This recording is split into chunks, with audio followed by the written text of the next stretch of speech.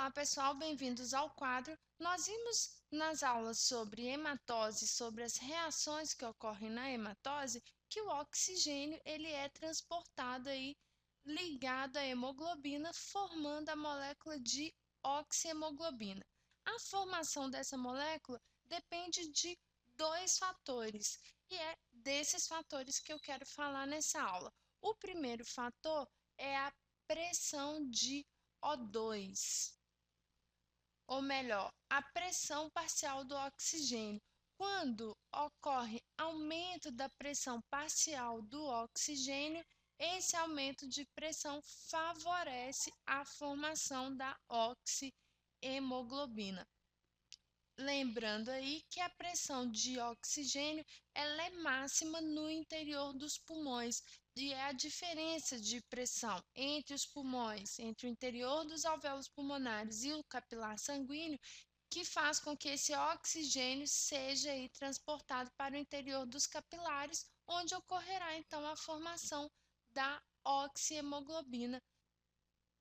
Porém, não só a pressão do oxigênio, mas também a acidez do plasma, ela é determinante aí para a formação da oxihemoglobina. Nós sabemos que lá no interior dos tecidos ocorre aí a formação do gás carbônico e que o gás carbônico combinado à água do interior das hemácias, ele forma o ácido carbônico, que é um ácido extremamente instável que rapidamente se decompõe em H+ e em um íon que é chamado de íon bicarbonato. Ou seja, quando ocorre aí a formação desse íon, o pH do plasma ele vai diminuir. Por quê? Por conta aí da formação, da liberação desse íon H+.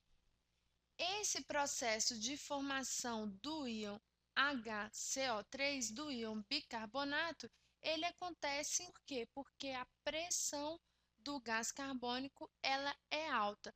A pressão do gás carbônico alta, ela favorece aí a diminuição do pH do plasma.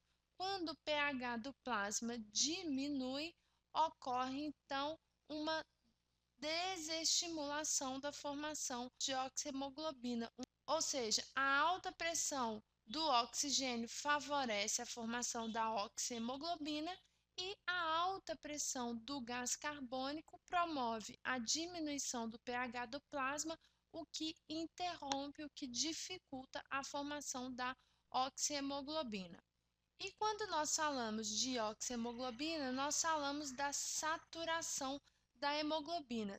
Por saturação da hemoglobina, entendam quantidade de oxigênios ligada às moléculas de hemoglobina.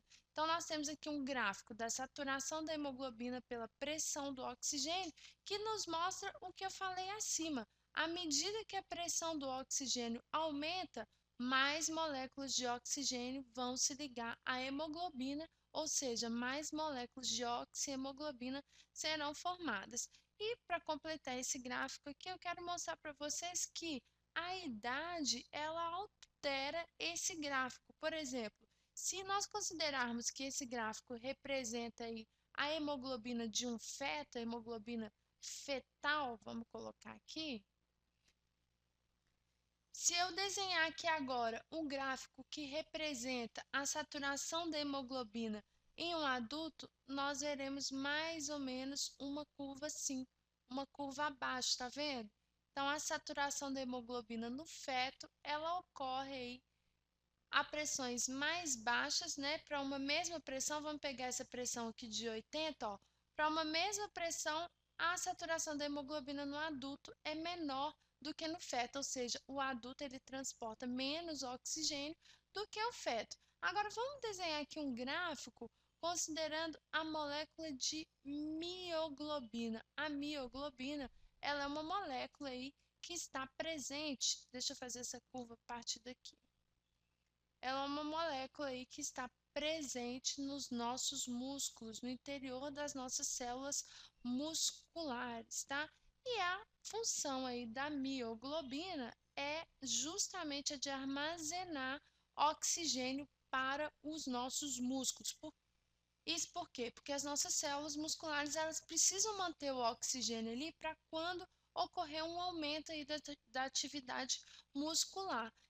Ou seja, para uma mesma pressão de oxigênio, a molécula de mioglobina ela consegue aí segurar, se ligar a uma maior quantidade de oxigênio. Espero que vocês tenham compreendido essa aula e se tiverem alguma dúvida, envie para nós através da nossa rede oquadro.com. Um grande abraço e continue estudando.